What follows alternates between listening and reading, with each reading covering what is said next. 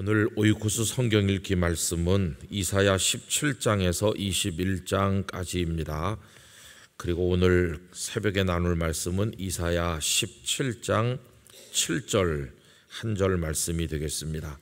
우리 두 번 반복해서 이 말씀을 다 같이 읽겠습니다. 그날에 사람이 자기를 지으신 이를 바라보겠으며 그의 눈이 이스라엘의 거룩하신 이를 뵙겠고, 그날에 사람이 자기를 지으신 이를 바라보겠으며 그의 눈이 이스라엘의 거룩한 이를 뵙겠고. 아멘. 하나님께서 이사야 선지자를 통해서 여러 말씀들을 전하십니다. 그런데 주제별로 생각을 해보면 그 앞에 전반부에서는 그들의 죄를 신랄하게 책망하시고 그 죄에 따른 하나님의 징벌, 심판을 말씀하시는 것이 그 전반부입니다. 그리고 40장 이후로 넘어가면 그 다음에는 하나님께서 긍휼히 여기셔서 그들을 구원하시고 회복시키신다 하는 말씀이 그 흐름이 되어 있다고들 이야기합니다.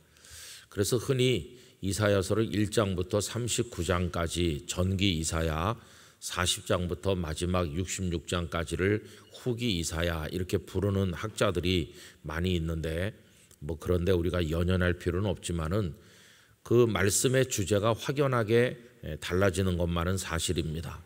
그래서 앞에서는 야단하시고 꾸지람하시고 뒤에서는 용서하시고 회복시키신다. 우리가 늘 하는 말로 하나님은 종아리를 때리지만 싸매기도 하신다 하는 이 구조가 그대로 나타나는 걸 볼 수 있습니다. 자, 그런데 하나님의 그 말씀이 누구에게 전해지느냐, 그 대상을 두고 이야기하면은 유다 백성들에게만 주시는 건 아닙니다. 하나님의 말씀은 전 세계를 향해서 그 당시 성경 그 시대를 구성하고 있었던 주변 나라 모두를 향해서 말씀하고 있는데, 오늘 우리가 이 말씀을 읽을 때는 이 세상 전체를 향한 말씀이라고 이해하는 게 옳을 것입니다. 그래서 하나님께서는 당신의 백성들에게만 말씀하지 않으시고 주변의 여러 나라들의 이름을 거명하면서 그들에게도 말씀을 하고 계시죠.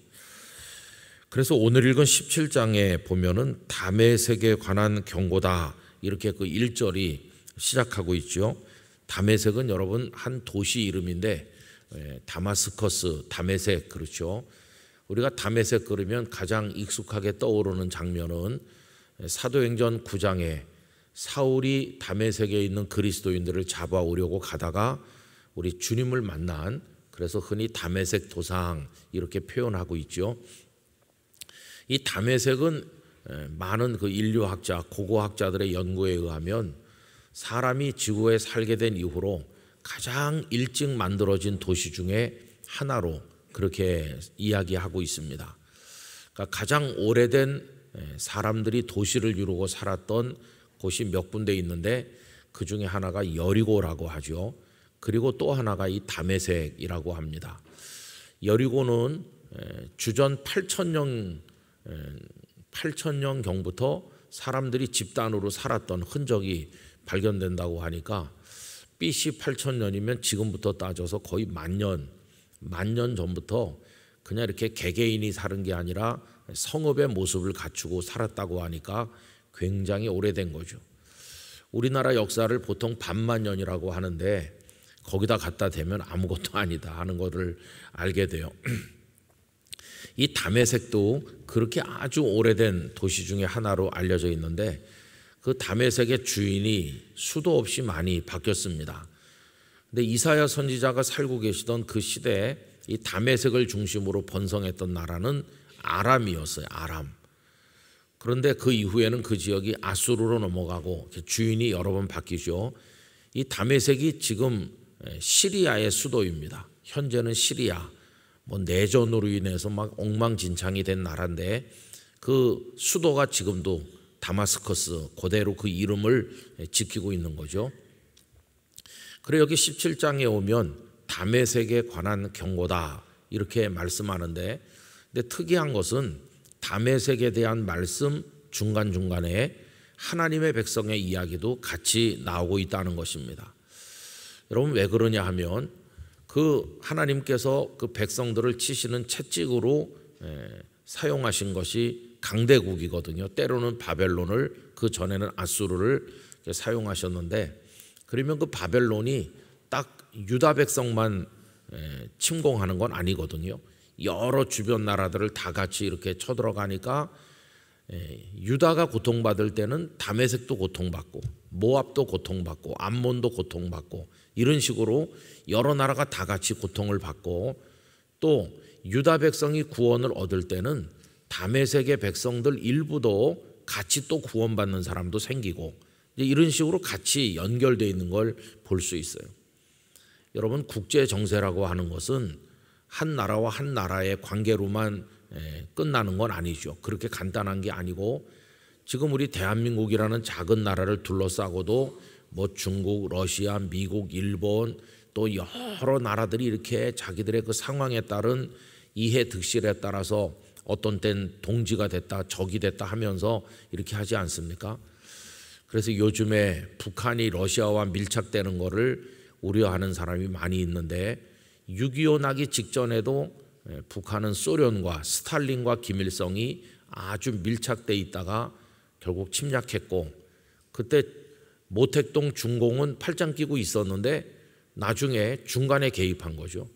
근데 지금도 이제 우크라이나 전쟁에 북한 군대가 러시아 군대와 함께 싸우고 있고 밀착돼 있고, 그래서 이게 참 위태롭다. 중국은 조금 떨떠름하게 보고 있지만 결국 다 같은 색깔 아니겠어요. 근데 우리나라가 우리만 잘하면 돼, 이게 아닌 거죠. 그죠? 우리만 잘하면 되는 게 아니고 주변 여러 나라가 다 이렇게 연결되어 있는 거 우리가 알고 있는데, 이때도 뭐 다를 바가 없어요.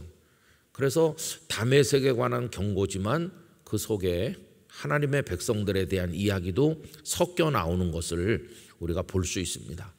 그래서 이사야서나 예레미야서나 이런 데 읽으실 때 왜 이야기 조금 나오다 또 저 이야기 조금 나오고 왜 이렇게 내용이 오락가락하냐 이렇게 생각하지만, 이제 그런 배경을 우리가 이해하면서 읽으면 쉽게 읽을 수 있겠다 하는 것입니다.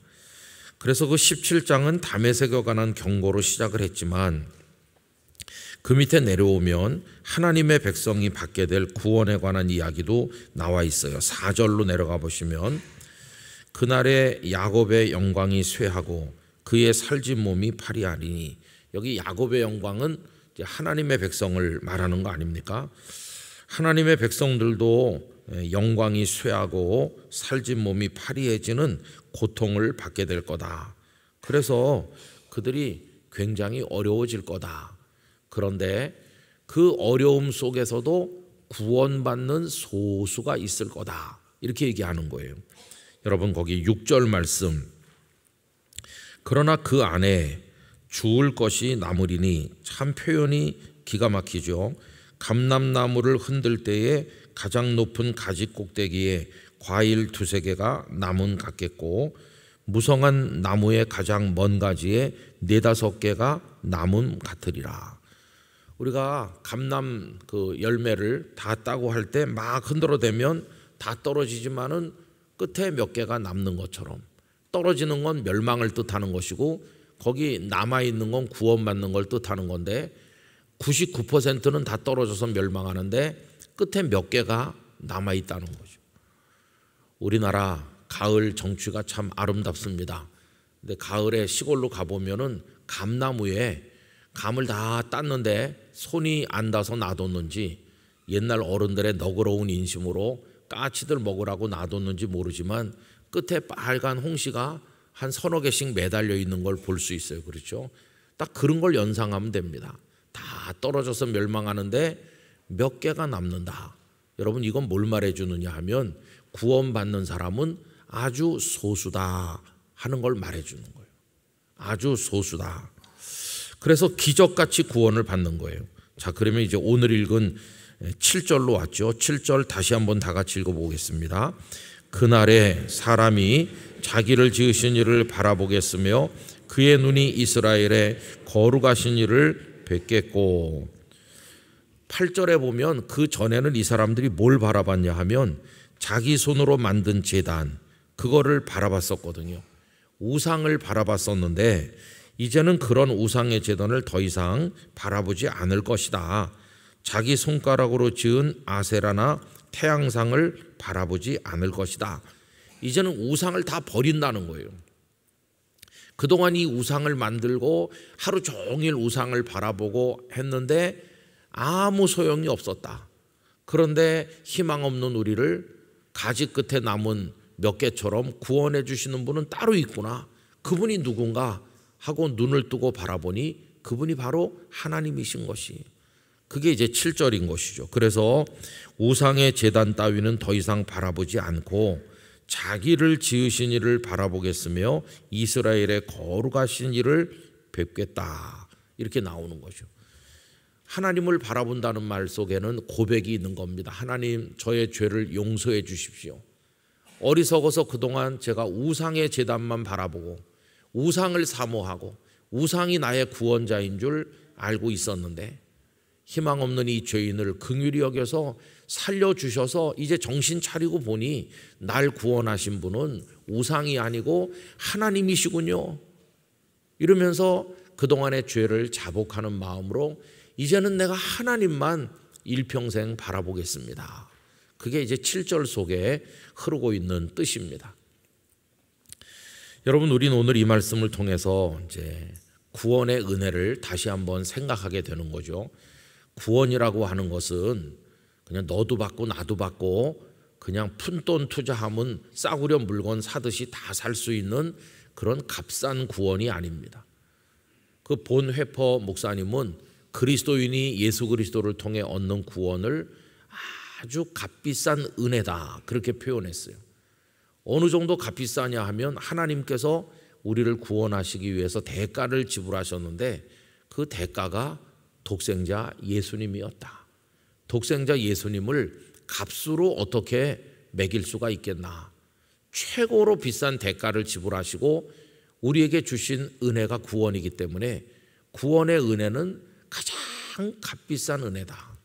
그런데 사람들은 이 구원의 은혜를 길거리에서 그냥 몇천 원에 살 수 있는 싸구려 물건같이 생각한다. 값싼 은혜가 절대로 아니다.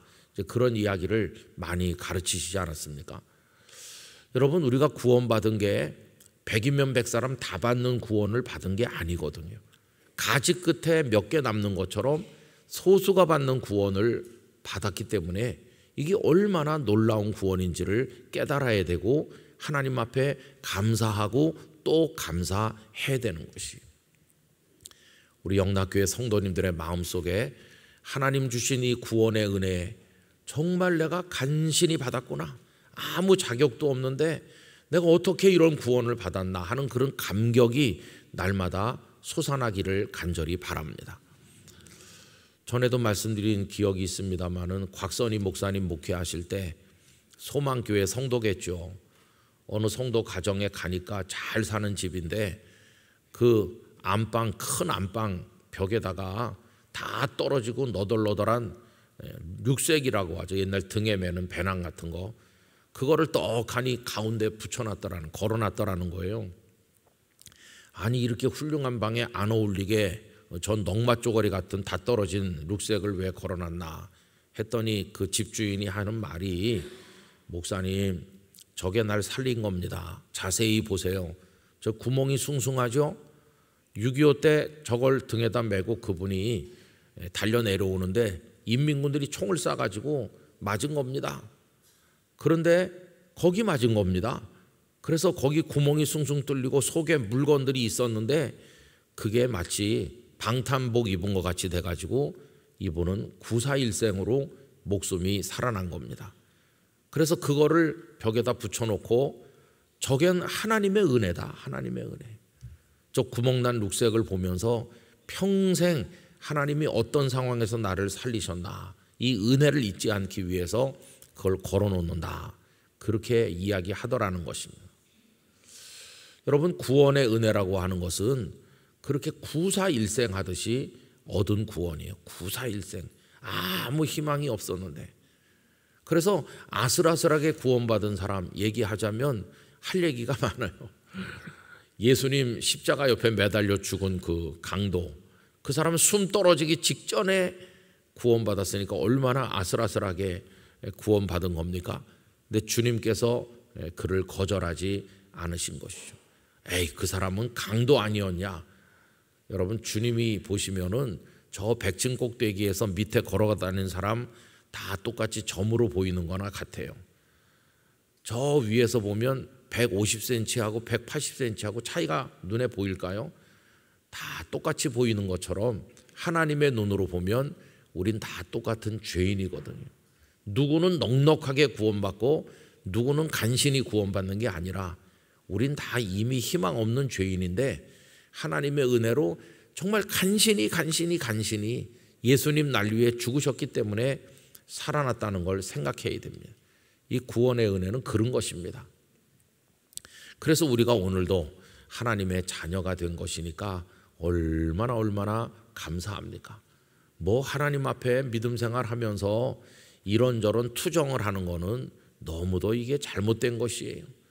그래서 뭐 주님의 일 한답시고 불평하는 사람 보면은 좀 씁쓸해한 생각이 들고, 심지어는 목회자들까지도 뭐 조건을 따지고 뭐 그런 거 보면은 좀 답답하고 그래요.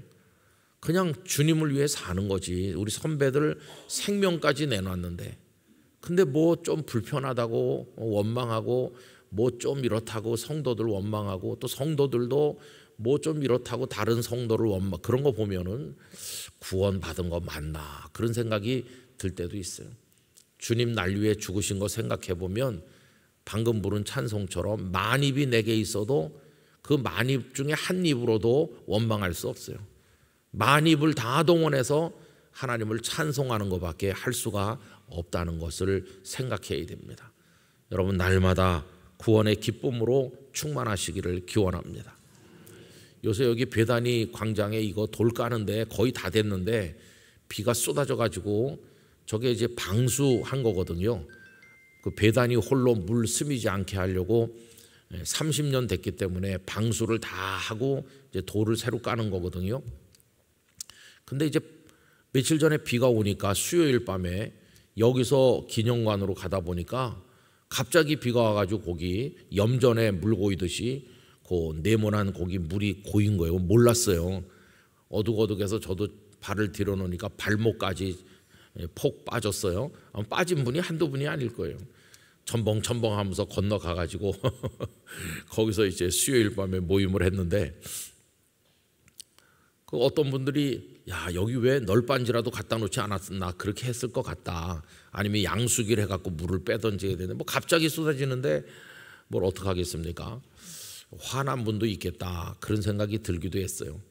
그런데 돌려서 생각해 보니까 이게 감사할 일이에요. 내가 왜 베다니 광장을 지나가겠습니까? 영락교회 목사니까 지나가는 거고. 왜 영락교회 목사가 됐습니까? 하나님 부르셨으니까 목사가 됐고. 왜 걸로 건너갑니까? 우리 교회 일할 피택 장로 안수집사 훈련이 있어서 건너가는 거고. 예수 믿고 구원받았으니까 걸로 가는 거지. 구원받지 않은 사람은 절로 다 돌아다니죠. 그리고 또 감사한 게 하나 더 있는데, 어쩜 이렇게 방수공사가 잘 되냐? 방수가 부실하면 밑으로 다 배단이 홀로 떨어질 텐데 한 방울도 안 새고 그대로 고여서 첨벙거리니까 공사 잘 됐네, 그런 생각도 또 드는 거예요. 새벽에도 비가 많이 왔다는데 어떻게 됐는지 잘 모르겠어요. 여기 새벽기도 오다 빠진 분도 계실지도 모르는데, 하여튼 여러분 원망하지 말고 우리를 구원하신 하나님을 기쁨으로 바라봅시다. 하나님의 은혜가 감사할 뿐이잖아요. 불가능한 구원을 얻은 거예요. 넓은 길로 가면서 다 같이 받는 구원, 싸구려 구원을 받은 게 아니라 바늘 틈같이 더 작은 그 불가능한 구원을 받은 거예요. 그러니 이제 우리가 할 일은 주님을 바라보는 것밖에, 감격과 감격으로 그냥 하나님만 우러는 것밖에 할 일이 없어요. 그죠? 하나님 영광 돌리고 우리 그런 마음으로 살아가게 되기를 원합니다. 내일도 아마 비가 올지도 몰라요. 비 오든 말든 나는 예배당에 가서 예배 드린다. 비 맞으면 키 크겠지 뭐, 그러면서 어떤 분이 비 맞으면 키 큰다 그러니까 김 목사님 비 맞으면 머리칼 나겠네요 그러더랬는데, 근데 하여튼 감사하게 생각하면서 우리 하나님 앞에 잘 섬기도록 합시다. 늘 주님 바라보고 8절에 있는 것처럼 내 손으로 만든 제단 그런 거 바라보지 말고 주님만 바라보며 그런 은혜의 삶이 계속되길 간절히 축원합니다. 기도하겠습니다. 거룩하신 아버지 하나님, 다 하나님의 은혜입니다. 죄 가운데 열방이 다 멸망할 때 하나님의 백성도 멸망하고 채찍맞고 진노의 대상이 되는 거 마찬가지인데 불가능한 구원을 받았습니다. 가지 꼭대기에 서너 개 남는 것 같은 구원을 받았습니다. 이제 누굴 바라보겠습니까? 그동안 사랑했던 우상을 바라보고 어리석은 제단을 바라는 것이 아니라 우리를 지으시고 구원하신 하나님만을 바라보는 삶으로 감격의 예배자로 찬송을 올려드리며 살 뿐입니다. 주여 저희를 받아 주시옵소서. 내일은 거룩한 주일 예배가 있는 날입니다. 오늘 잘 준비하여 하나님께 영광과 찬송을 올려드리게 하시고 오늘 이 새벽에 나온 성도들의 간절한 기도 제목 하나님 다 이루어 주시옵소서. 계속되는 교회 학교 여름 교육 행사를 이끌어 주시기를 원하오며 악한 사단이 영락교회와 성도들과 우리의 가정과 대한민국에 손대지 못하도록 막아 주시옵소서. 오늘도 주 안에 거하게 하여 주시기를 원하옵고 생명의 구주 예수님 이름으로 기도드리옵나이다. 아멘.